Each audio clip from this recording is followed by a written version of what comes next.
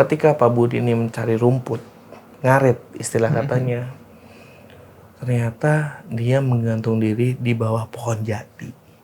Yang bikin aneh lagi, dia cuman pakai tali rapia. Dan itu nggak posisi menggantung loh Bang.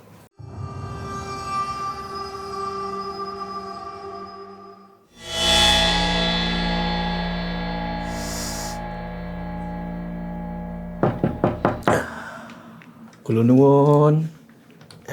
Iya. Ada apa Mas? Kula nuwun Ki. Iya Mas. Ada apa nih? Ki. Ya, kayaknya Aki ini salah kamar, Ki. Oh, Iya. yes, biasanya saya kayak gini soalnya tempatnya Mas. Oh, aduh. Gitu. Oh, salah tuh ini? Tadi saya tahu Aki ini mau manggil semua ada di mare kan. Iya, tapi... Ojo Mas, aku neng dhewean neng kene piye. Ya tadinya saya kira ini tempat saya. Aduh, ora Mas. Oh ya udah. Berarti saya silaturahmi ke sini jadinya nih ya. Karena masih wis salah tempat, Iya. masih mesti cerita. Duh. Gimana ini? Mumpung wis neng kene, Aduh. Mas mesti cerita. Yo wes. Ada cerita apa ya? Nah, kita mau cerita tentang pulung gantung. Oh, ya wes. Ya wes buka sih lah. Tak Opening. opo buka Iya. jone. Tak bukaan. Bukaan sih ya. Ya wes bukaan. Assalamualaikum teman-teman, balik lagi sama gua Joe. Wes jangan salfok sama belangkon gue ya. Ini karena tamu gua, ini bukan main-main nih. Abdi Kraton gue undang kemarin. Bang Jambe, apa kabar Bang Jambe? Alhamdulillah. Gila. Udah lama gak ketemu nih kita. Gokil. Kalian kalau yang ingat waktu itu Bang ya, kita pernah bawain cerita Cemar Mesem itu, yang pengasihan. bah itu, yang Pengasihan, betul. Sekarang Bang Jambe balik lagi mau bawain cerita tentang pulung gantung nih. Betul. Mungkin kalian yang orang Gunung Kidul tahu nih apa itu pulung gantung kan Bang? Ya. Dan Bang Jambe ini emang orang Gunung Kidul Bang ya? Ya, seperti yang kemarin gue bilang nih. Bapak asli Semin, ibu asli Playen. Jadi emang pure Gunung Kidul dulunya. Pure Gunung Kidul. Iya. Nah, mungkin banyak nih Bang penonton kita Bang. Iya. Yang nggak ngerti nih. Apa sih itu pulung gantung Bang? Nah, sebenarnya gini Bang Jo. Pulung gantung ini sebenarnya belum banyak orang tahu selain orang Gunung Kidul. Jadi memang fenomena pulung gantung ini dari kebanyakan orang tahu tuh cuma orang Gunung Kidul. Nah, pulung gantung ini sebenarnya semacam kayak bola api yang akan jatuh atau hinggap di satu rumah, dan nantinya satu rumah itu salah satu anggota keluarganya ada yang tiba-tiba nggak ada. Udah pernah penasaran kan? Gimana sih cerita tentang pulung gantung ini? Tonton video ini terus. Oh iya, bagi kalian yang suka cerita-cerita horor nih, mau di gunung atau di mana, ini Bang Jambe punya channel nih, namanya ngobrol.com Bang ya. Iya, betul. Nanti kalian bisa mampir tuh, link gua taruh di deskripsi. Udah siap ya? Mode horor aktif. Udah kelamaan Bang. Ya, jadi kenapa kita mau bawain cerita pulung gantung ini kan Bang ya? Karena kan lu cerita sedikit tuh kalau buyut lu pernah menjadi korban dari pulung gantung ini. Betul. Nah itu gimana sih ceritanya Bang Jambe? Ya, berarti mulai ya.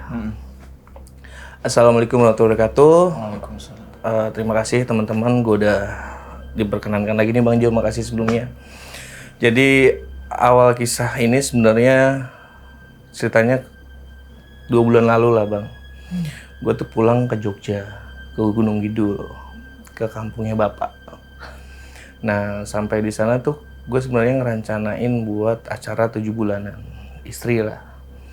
Nah sampainya di sana acara berlangsung seperti biasa, dan namanya kita pencari konten, ya kita coba nyari konten yang sekiranya bisa kita angkat gitu kan. Tapi ternyata pas malam-malam itu ngobrol lah, kita kumpul keluarga lah. Namanya kita dari Jakarta ke kampung kan udah lama gak ketemu, kumpul lah keluarga. Ternyata ada satu kisah yang diceritain sama Mbah Wedok dari bapak. Kalau yang kemarin kan itu kan cerita dari Mbah Wedok dari mama. Nah ini Mbah Wedok dari bapak. Jadi Simbah di situ menceritakanlah silsilah keluarga semuanya dan sampai endingnya ada satu kisah tentang pulung gantung ini. Jadi kalau misalkan kita runut ke belakang sedikit, pulung gantung ini memang udah jadi fenomena dan kepercayaan dari orang Gunung Kidul. Dari anak yang sebaya gua sampai orang tua lah, itu udah jadi kepercayaan kalau misalkan pulung gantung itu masih ada sampai saat ini. Jadi dirunut dari ke belakang, pulung gantung ini ternyata punya sejarah sendiri. Sebelum kita tahu pulung gantung yang seperti sekarang, mungkin teman-teman udah tahu seperti apa. Jadi pulung gantung ini, awal kisahnya itu di zaman dahulu, di zaman kerajaan Majapahit. Itu kan dipimpin oleh Prabu Brawijaya. Nah, Prabu Brawijaya ini ternyata dia mokso. Mokso itu Kayak di bukan. Jadi kalau mokso itu jadi dia kayak kalau istilahnya ya, dia ingin melewati reinkarnasi. Jadi dia nggak bereinkarnasi lagi, hilang dari ikatan dunia. Jadi pinginnya langsung lepas dari dunia. Nah, memang saat itu, saat Prabu Brawijaya ini mokso, kondisi kerajaan Majapahit ini sedang kayak berseteru lah sama kerajaan Demak. Nah, di sini ternyata prajurit-prajurit dari Prabu Brawijaya ini yang waktu itu hampir ratusan lah bang, itu melarikan diri dari perseteruan ini, peperangan lah. Dia melarikan diri ke daerah Gunung Kidul. Makanya sempat ada beberapa cerita kalau misalkan orang Gunung Kidul ini itu masih ada keturunannya dengan Majapahit gitu.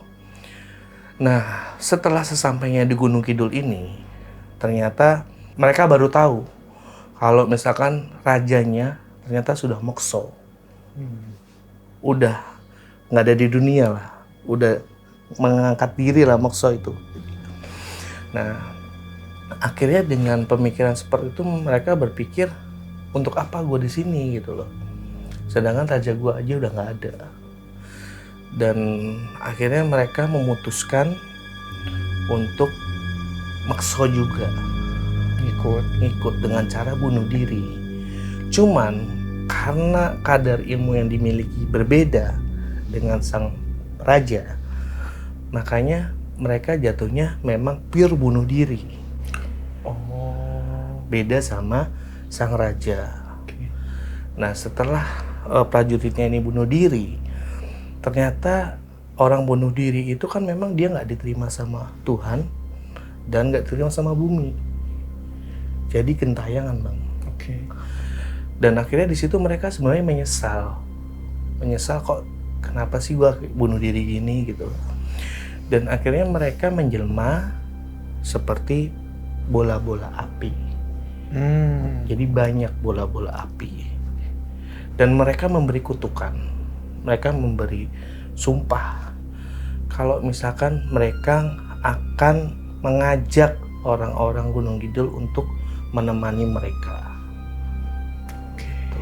Nah, setelah kejadian itu, akhirnya fenomena pulung gantung ini mulai merambah ke daerah Gunung Kidul. Dan ini memang cerita pulung gantung ini hanya dialami oleh orang asli Gunung Kidul. Jadi kalau misalkan pendatang walaupun tinggal di Gunung Kidul nggak akan ngalamin pulung gantung ini. Pokoknya asli lahir asli dari Gunung Kidul. Nah, selanjutnya adalah tentang pulung gantung itu sendiri. Pulung gantung itu sebenarnya secara fisik itu seperti bola api bang, dan kayak ada ekornya dikit. Jadi dia akan terbang seperti banaspati lah, kalau Bang Jo pernah tahu tentang banaspati. Yang membedakan adalah ketika banaspati terbang, dia akan bisa berubah wujud seperti sosok-sosok makhluk-makhluk yang menyeramkan lah. Tapi gitu. api. Tapi kalau pulung gantung pure cuman bola api terbang. Dan ketika bola api terbang itu, dia akan mencari korban. Nah, ketika bola api ini jatuh di satu rumah, salah satu anggota keluarga di rumah tersebut itu akan mateni diri. Jadi kayak orang ngirim santet kan, itu pasti Iya. ada kayak bola api di atas rumahnya kan. Betul. Tapi beda. Beda, ini bukan kiriman, bukan emang dibuat orang, bukan. Jadi mereka memang mencari korbannya sendiri. Dan itu nggak bisa dihalang-halangin, Bang. Jadi gini, satu kisah dari mbah buyut gua sendiri. Itu Simbah itu waktu itu kejadian waktu Simbah wedok itu umur masih belum nikah lah katanya. Dan mbah buyut ini sudah janda, sudah ditinggal mbah buyut laki duluan. Nah, suatu ketika waktu malam-malam ada tetangga melihat ada bola api itu. Mereka langsung spontan, pulung gantung kui pulung gantung. Warga-warga tuh langsung pada panik, langsung nyamperin rumah Simbah. Mereka langsung Simbah bilang 1 RT 2 RT lah ngumpul di rumah Simbah. Ngumpul di rumah Simbah niatannya agar nggak ada satupun anggota keluarga yang kena. Dan akhirnya setelah dijaga semalaman suntuk, ternyata tetap aja, Bang, kecolongan. Jadi Simbah ini waktu hampir subuh ditemukan di belakang dapur rumah, itu sudah posisi menggantung ke atas dengan tali yang dipakai biasa buat sapi, atau orang Jawa bilang dadung.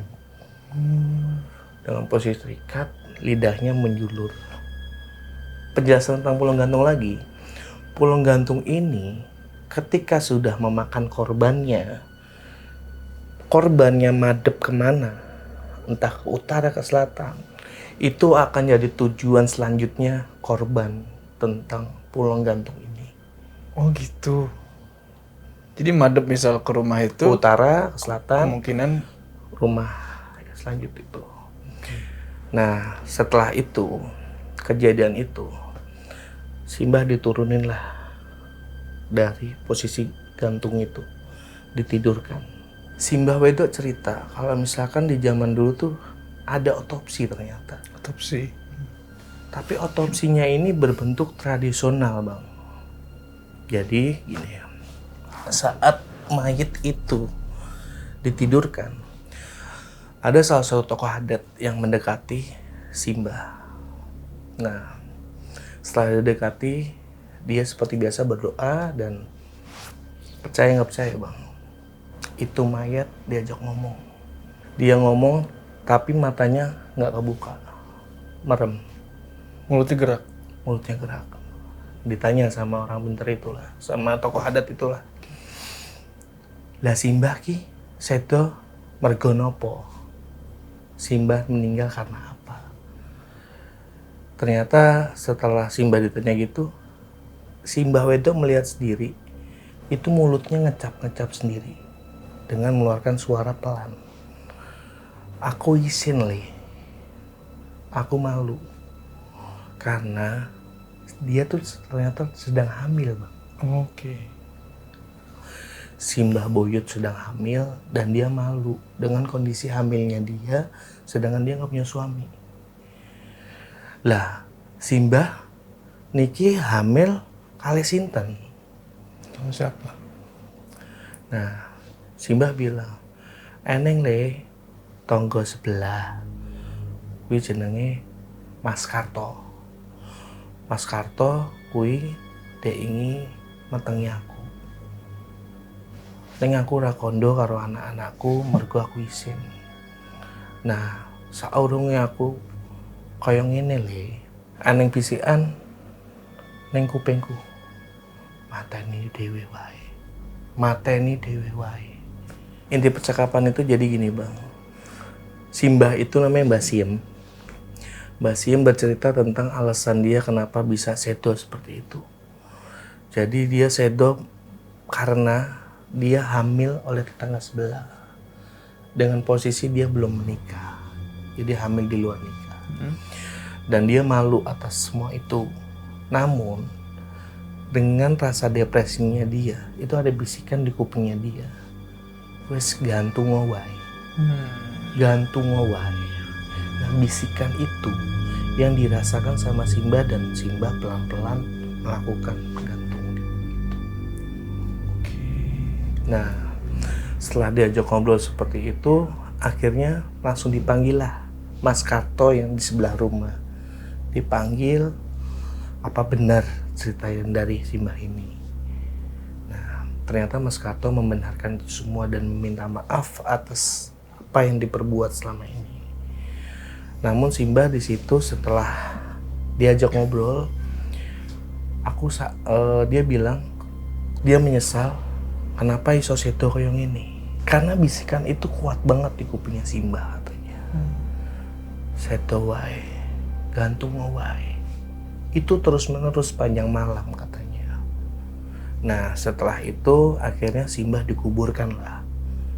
Ciri-ciri pulung gantung, ketika korban itu sedang menggantungkan dirinya, di bawahnya itu pasti ada gelu, Bang. Gelu tuh? Kalau misalkan kita tahu kita menguburkan jenazah, itu kita ada lihat bola-bola tanah itu kan. Iya. Buat biar buat ganjel. ganjel. Nah di bawah kakinya dia tuh ketika kita keruk pasti ditemukan gelu itu. Oh, Jumlah ganjil pasti ganjil. entah 1, 3. Artinya apa itu? Ya itu kayak pertanda lah kalau itu emang pulung gantung. Jadi nggak sembarangan pulung gantung. Itu pulung gantung harus ada ciri-ciri itu. Nah, maksudnya kenapa ganjil gitu? Ya memang kalau misalkan kenapa ganjil, memang dari ceritanya beberapa kejadian kayak gitu, Bang. Jadi pasti ganjil, nggak mungkin cuma 2 atau 4, itu pasti ganjil. Nah setelah dikuburkan Simba, akhirnya dibikinlah ruatan desa, Bang.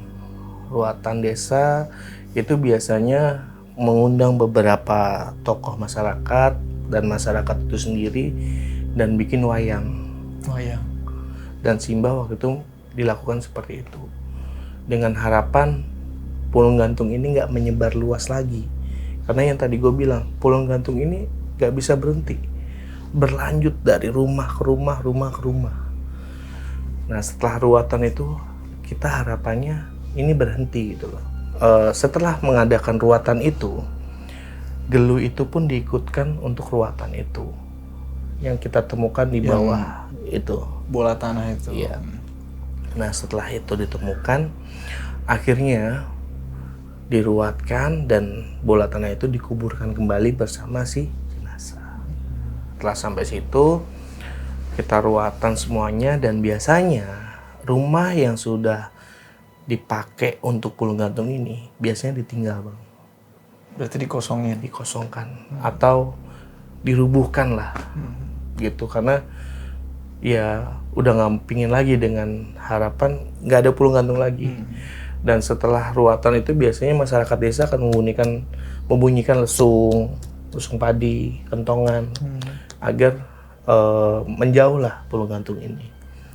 Tapi selang 1 minggu dari ruatan itu, ternyata di desa sebelah ada yang mengalami pulung gantung lagi, Bang. Dan itu pun kejadiannya sama.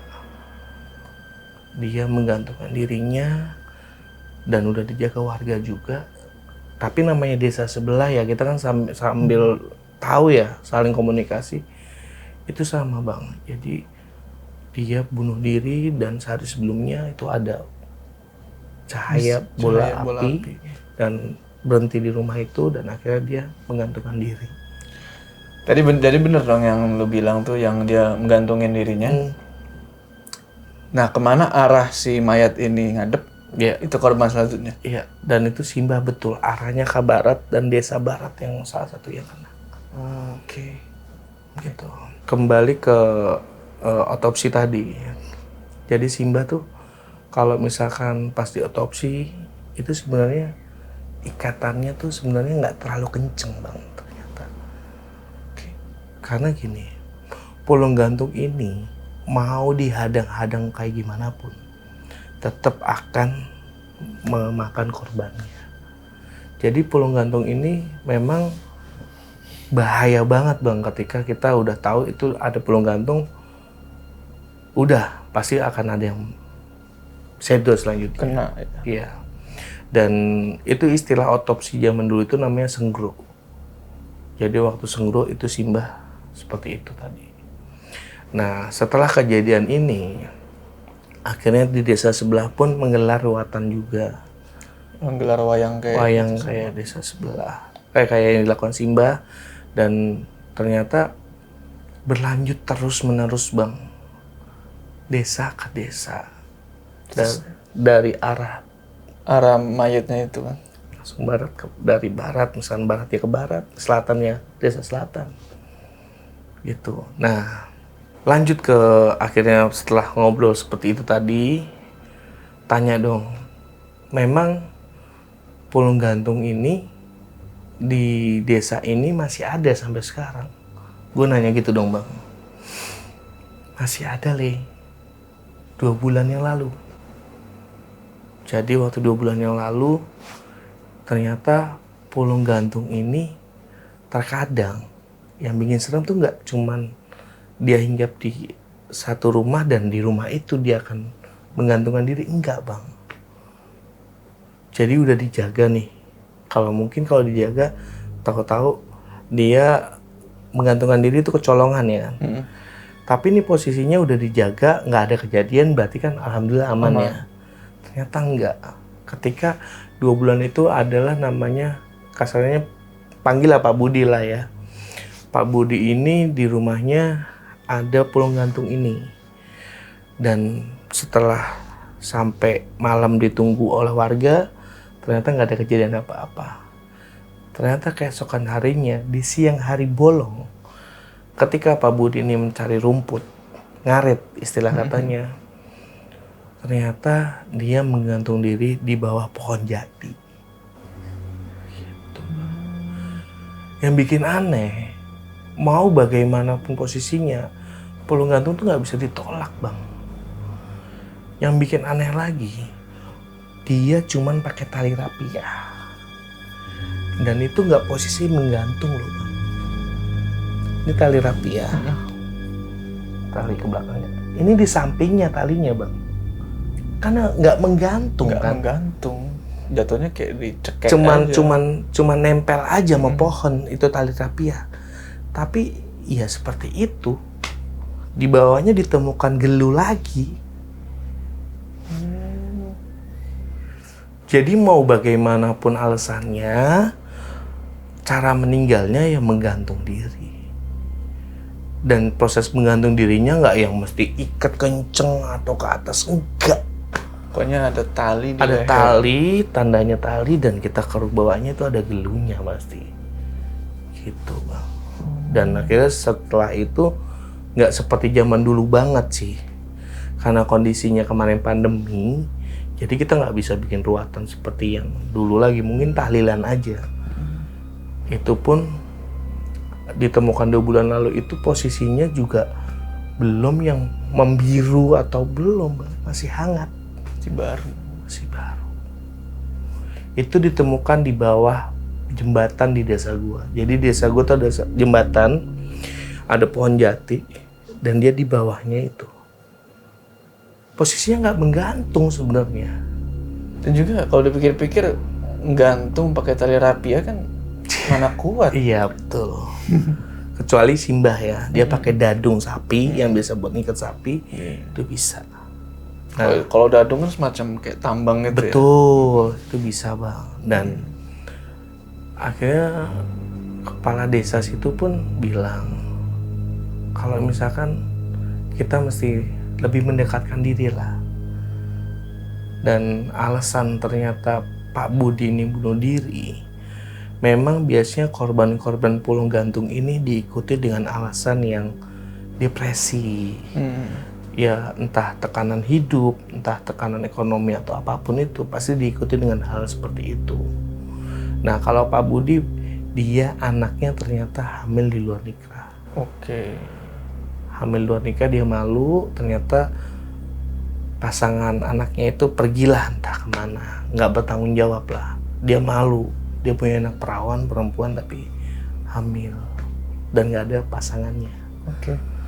Nah, setelah ngobrol-ngobrol itu akhirnya itu berlangsung nggak lama sih bang ngobrolan itu. Cuman ternyata setelah 2 bulan terakhir ini pulang gantung, ternyata itu gue tanya kejadian paling baru kapan? Seminggu sebelum gue pulang.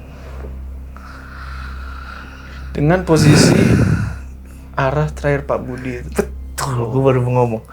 Jadi arah Pak Budi 2 bulan itu ternyata seminggu yang lalu arah Pak Budi itu menunjukkan yang selanjutnya. Jadi gini bang, nggak mesti yang besok langsung meninggal, enggak juga. Seminggu enggak. Itu gue bilang tadi, terserah si pulung gantung ini. Mau makannya siapa, mau waktunya kapan ya terserah dia. Dan yang lebih menarik lagi bang, Simbah cerita juga. Eneng le, dia ingin kapan kae, pokoknya orang suwe lah. Kuning Purwokerto le, daerah Jawa Tengah. Gue ya pulang gantung le. Purwokerto. Beda ya. Ada juga. Ternyata si korbannya itu asli Gunung Kidul bang. Tapi tinggalnya di Purwokerto. Jadi nggak mesti di Gunung Kidul, di beda daerah. Asal dia asli Gunung Kidul, dia bisa dengan ancaman pulung gantung ini. Oke. Jadi gue juga sebenarnya ngeri.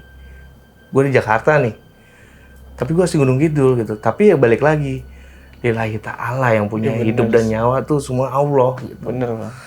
Nah setelah ngobrol itu, gue tanya sama Simbah, Mbah, sajane ki nek kamu ki pulung gantung ki cek do percaya nggak sih gitu, masih pada percaya nggak sih? Yo percaya ya le, percaya banget gitu. Cuman istilahnya aja, kadang ada yang bilang ini pulung gantung, ada yang bilang laweh wenang. Laweh wenang tuh apa? Kayak wenang itu kan benang, laweh itu mendapatkan benang gitu loh. Jadi benang untuk menggantungkan dirinya itu. Nah, setelah ngobrol-ngobrol sama Simbah itu, ternyata Simbah bilang, pokoknya le, kowe mau gimana caranya menghindar ketika pulung gantung kuya rek mangan kowe, itu tetap akan terjadi le. Piye carane, piye waktune, kowe tetap akan sedo le. Gitu. Simbah bilang gitu. Dan Mbah Buyut waktu itu memang setelah dikuburkan itu ternyata Simbah Wedo tuh mendapatkan mimpi Oke. dari Simbah Buyut kalau misalkan Simbah Karto ini harus meminta maaf langsung ke Mbah Sim di kuburan, walaupun dia udah meminta maaf secara formal waktu kumpul senggro itu, dia minta maaf langsung ke kuburan. Dia masih belum tenang ternyata. Jadi memang kadang ya percaya nggak percaya bang ya, orang yang bunuh diri entah bagaimanapun caranya itu yang tadi di awal gue bilang, dia di bumi juga nggak diterima, di atas juga nggak diterima. Jadi dia masih gentayangan bang. Oke. Nah itu yang dirasakan sama Mbah Wedo waktu Mbah Buyut nggak ada. Pulung gantung ini sebenarnya sampai terakhir gua cari tahu, ternyata memang rata-rata ada yang juga yang selamat bang. Nah, gimana tuh yang selamat? Nah ini, jadi pulung gantung ini pernah adalah di satu desa, pokoknya daerah Gunung Kidul, dan ternyata itu di saat dia ingin menggantungkan diri, kakinya langsung dipegang bang sama keluarganya. Karena memang sebelumnya ada ciri-ciri pulung gantung di rumah tersebut. Ketika dipegang, berarti kan nggak jadi bunuh diri bang. Yeah. Nah, ketika dia udah kembali didudukan, posisinya itu kayak orang pelongo-pelongo.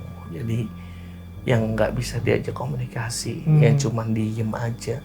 Kayak dia tuh kayak kesambet lah, kasarnya kita bisa Tatapan kosong. tatapan kosong, diajak ngobrol juga nggak enak jawab.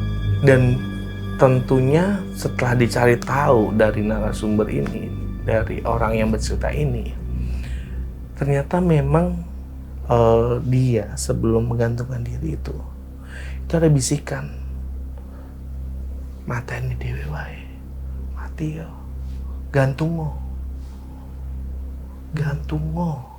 gitu terus bang.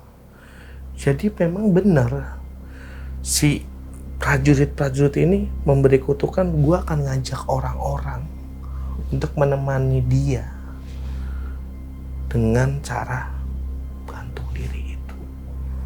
Jadi bisa dibilang pulung gantung ini memang fenomena yang masih dipercaya besar oleh orang-orang Gunung Kidul sampai saat ini. Itu yang selamat itu bang? Udah tuh aman? Aman, tapi ya kayak bisa dibilang ya nggak normal bang. Oh jadi dia selamat, nggak mati gitu maksudnya? Tapi nggak normal sampai saat ini. Oh. Nggak normalnya bukan masalah apa ya nggak normal secara normal orang biasa. Diajak ngomong kayak linglung, lebih linglung lah bang. Sampai saat ini kayak orang linglung. Jadi bisa dibilang kayak nyawanya udah yang setengah lah. Kayak gitu bang. Ya makan, ya aktivitas biasa. Cuman ketika diajak komunikasi nggak secaranya orang normal seperti ini gitu. Hidup tapi kayak nggak hidup ya? Betul. Itu bang. Nah, pulung gantung ini setelah dicari tahu lagi ternyata memang dia biasanya mendiami pohon-pohon besar atau goa-goa yang ada di daerah Gunung Kidul. Jadi punya kerajaan sendiri nih pulung gantung ini. Gitu. Jadi ada satu tempat, gue nggak usah nyebutin ya, satu tempat di Gunung Kidul yang dipercaya kerajaannya pulung gantung ini, dan itu warga nggak berani untuk mendekati hutan tersebut. Karena ada kerajaan pulung gantung itu. Jadi kenapa bisa dibilang kerajaan? Karena banyak orang melihat pulung gantung itu larinya ke situ. Bola-bola api itu. Bola api itu. Padahal itu nggak ada rumah, nggak ada apapun. Jadi kayak ada goa dan pohon besar gitu lah bang. Bisa dibilang gua pun sebagai masyarakat dan asli Gunung Kidul dengan cerita Simbah itu, ya gue percaya.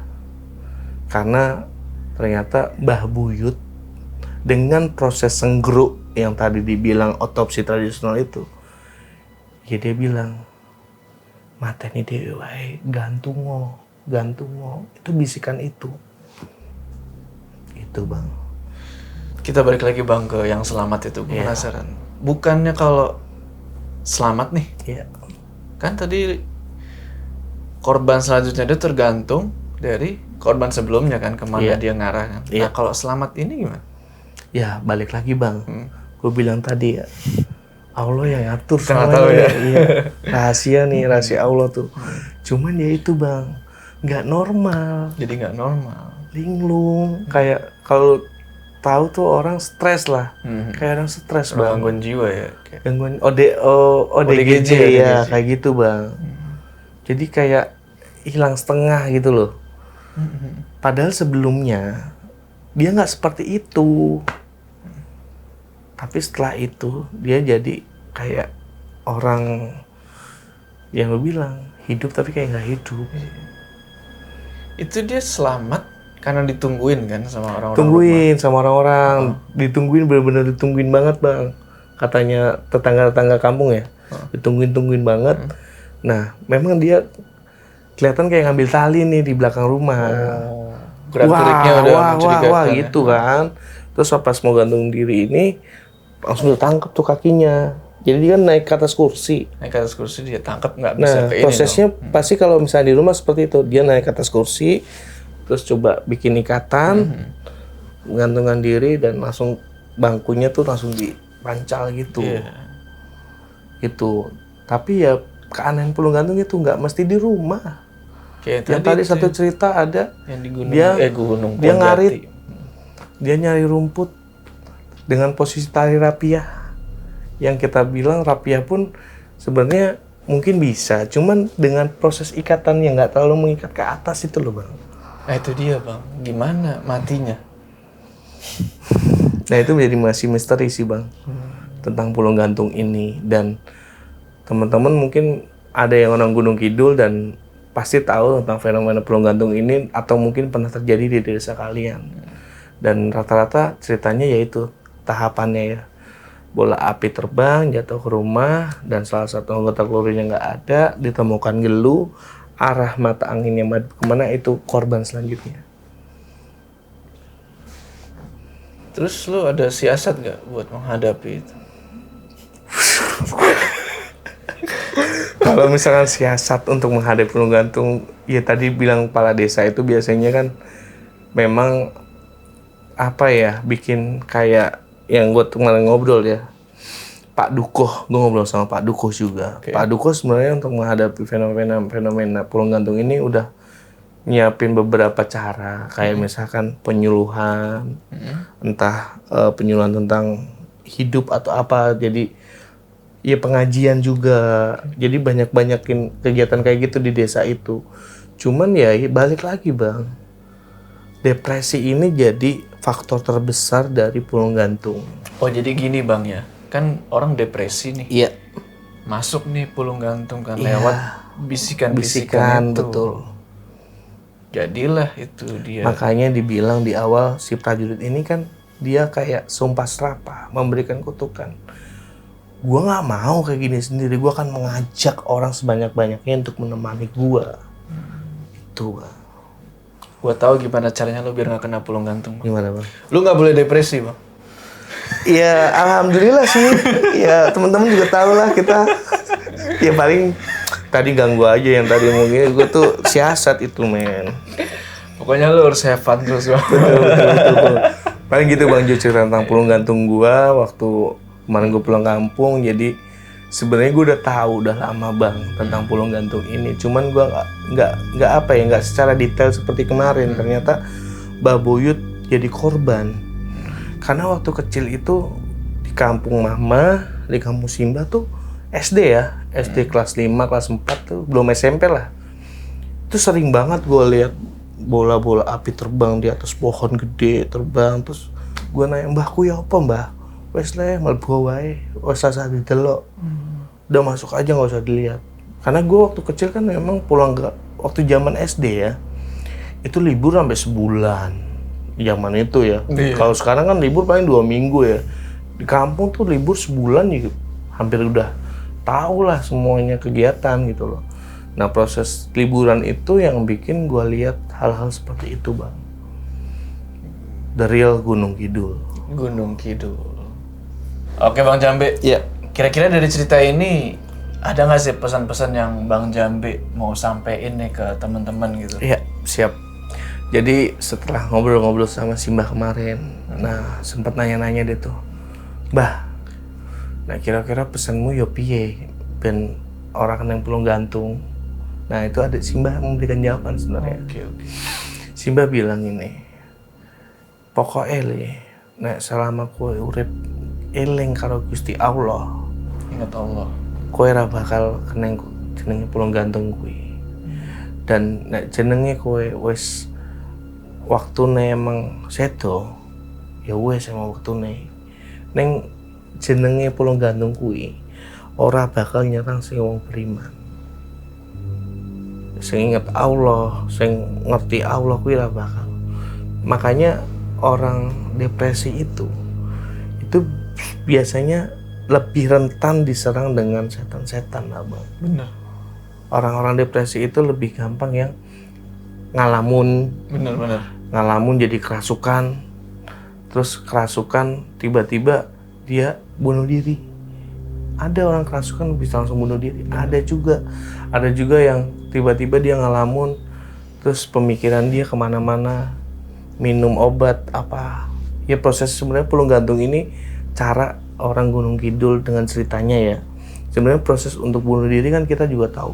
Di Jepang ada cerita tentang harakiri. Di beberapa tempat pun ada proses yang seperti ini yang kita nggak tahu sebenarnya. Dan gue tuh ngingetin teman-teman ya balik lagi, ingat Allah udah. Paling gitu sih bang. Iya. Yang penting ingat Allah dimanapun kita berada bang. Iya betul paling gitu. Jangan lupa, jangan stres deh pokoknya. Iya benar. Have fun. Karena dosa yang nggak dimaafin sama Gusti Allah ya itu bang, syirik, bunuh diri, itu udah gak akan dimaafin. Makanya gue bilang tadi, dia nggak terima di bumi dan nggak terima di atas. Gitu bang jawabannya. Nih makasih banyak nih bang Siap, Jambe ya. siap. Udah mau berbagi cerita. Iya. Ini bisa dibilang urban legend gak sih bang? Iya bisa dibilang urban legend, fenomena ya, bisa dibilang. Tapi ya tadi gue baru mau gini, salah tempat ternyata men. Manggil. Iya, salah tempat ternyata. Aduh. Jadi abis ini balik ke keraton lagi? Ya kita langsung meluncur lah bang. Butuh masalah tempat yang nggak mau kita pindah lah bang. Ini kan tempat lu berkreasi ya nggak sih. Masa gue mesti di sini. Gitu bang Jo. Nih ngomong gue pakai belangkon cocok kan? Ya nanti kalau merit bisa kali ya. Masih kayak gitu ya. Oke deh. Oke siap. Jangan lupa like video ini dan bagi yang belum subscribe, ayo subscribe sekarang ke channel ini supaya kalian gak ketinggalan cerita-cerita horor selanjutnya. Gua Joe sama Bang Jambe dari ngobrol.com. Sampai ketemu di cerita selanjutnya.